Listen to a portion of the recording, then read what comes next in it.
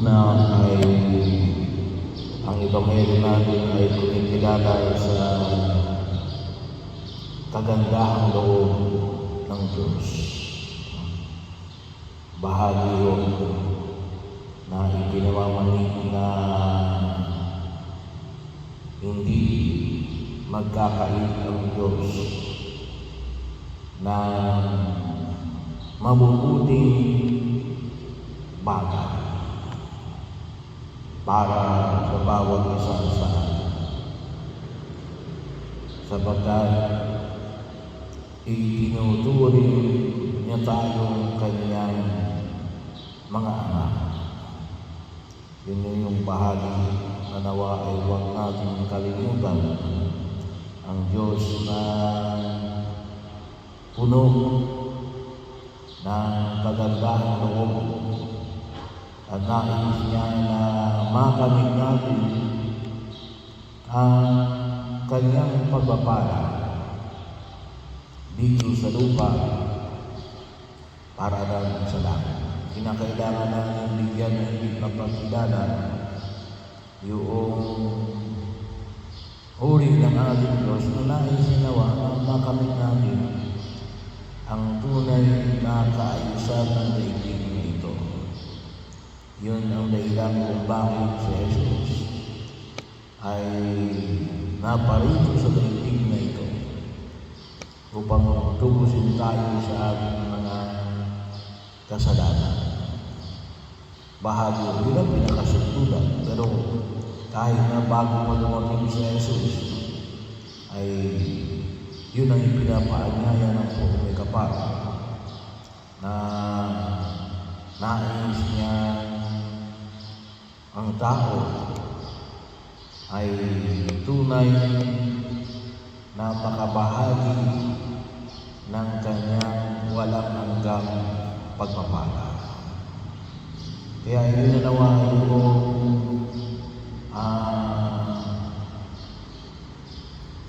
tumimo para sa atin ang Diyos na nangangalaga at nagnanais ng ating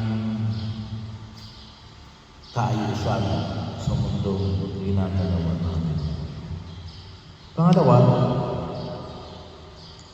ang paanyaya na ipinapamanig ng Panginoon kapatid ay sabi niya, humingi kayo at kayo bibigyan, kumatong kayo at kayo bubuksan.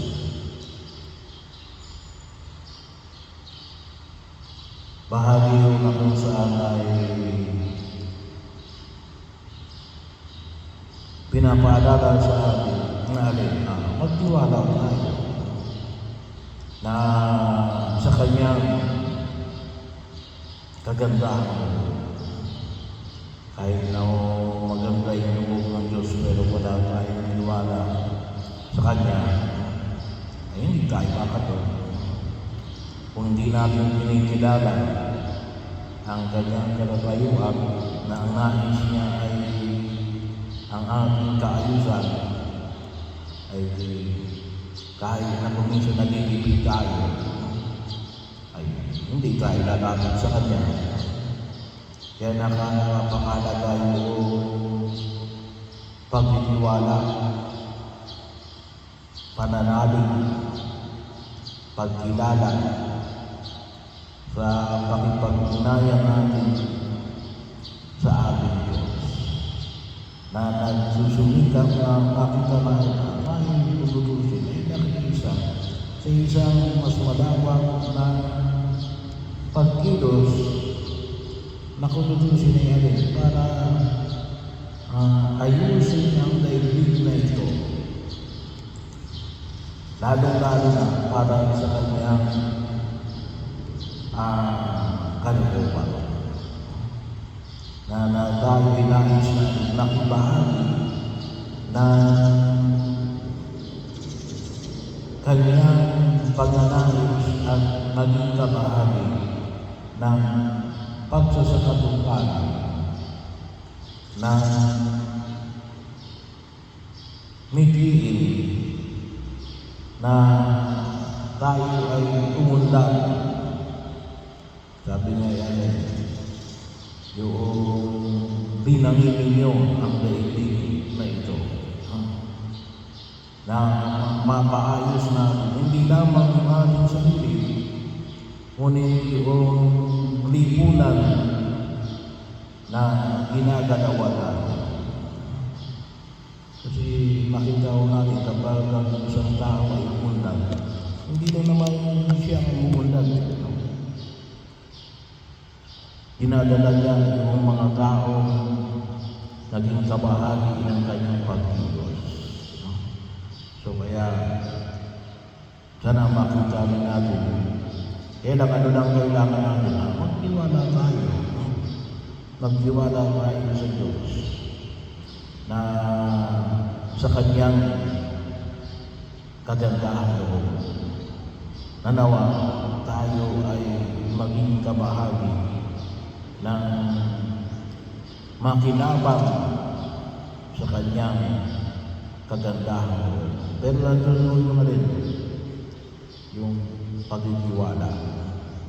Sabi nga, kapag tayo nakitiwala, sapagkat yun ay sumasalamin sa uri ng ating paniniwala sa Kanya.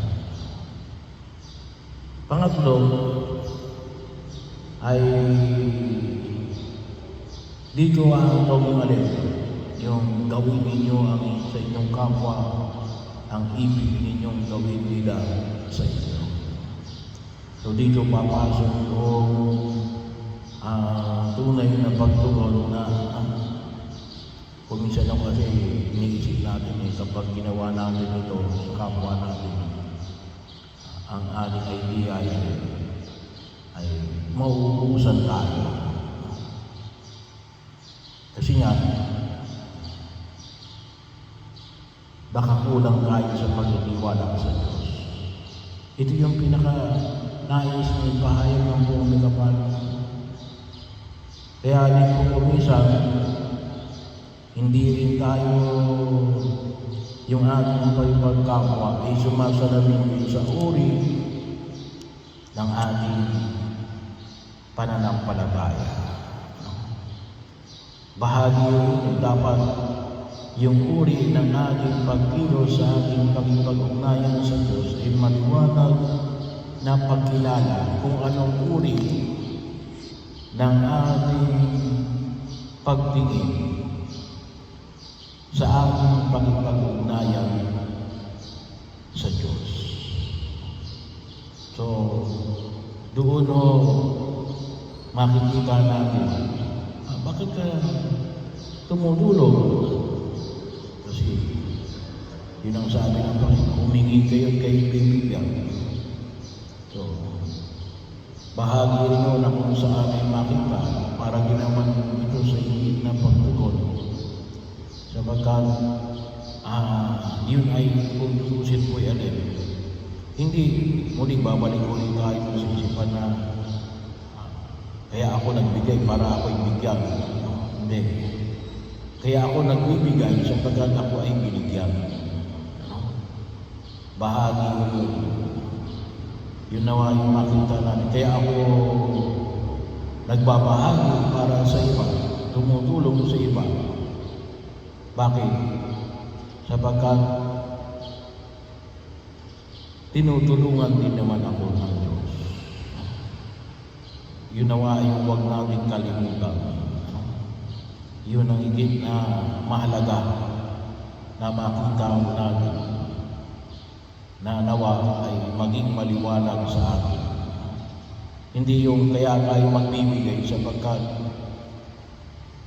o para bigyan tayo ng Diyos. Hindi. Una yung pagtitiwala. Kaya ano yung sabi ni Jesus nito? Kaya gawin ninyo sa inyong kapwa. So ibig sabihin, yung aming kawang-kawa ay umuugat sa amin sa pagtitiwala sa Diyos na puno ng kagandahan loob na hindi nagpapabaya.